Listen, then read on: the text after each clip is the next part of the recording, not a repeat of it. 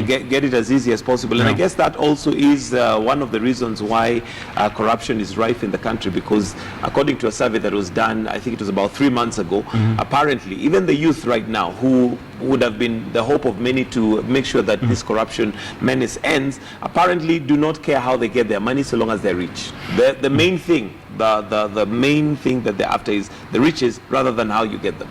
You see, in Kenya, we do not celebrate people who work hard to make their money, because if you go through the normal path, you'll probably make your money in your late 50s, and by then, you know, you'll not be able to enjoy, you'll not be able to buy an helicopter or enjoy a pepper steak. Or you'll have matured to a point where really they don't make sense. They don't matter. You don't need it. Yeah. So now what happens is when then you're growing up, as soon as you're done with college, you're looking for somebody in government to connect you to a contract. You make you a quick money, you're given an order, you don't even deliver, you steal from the government side, and then you're happy man.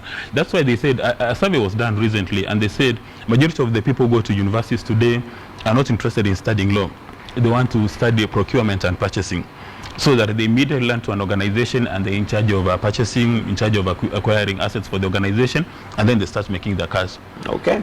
Well, there you go. So if you're betting, please make sure that you do it responsibly, and that's a disclaimer that the betting companies have put. But again, it is addictive, and of course there are those who may not be able to control it, and well, it's just one of those things that we hope people will be responsible about.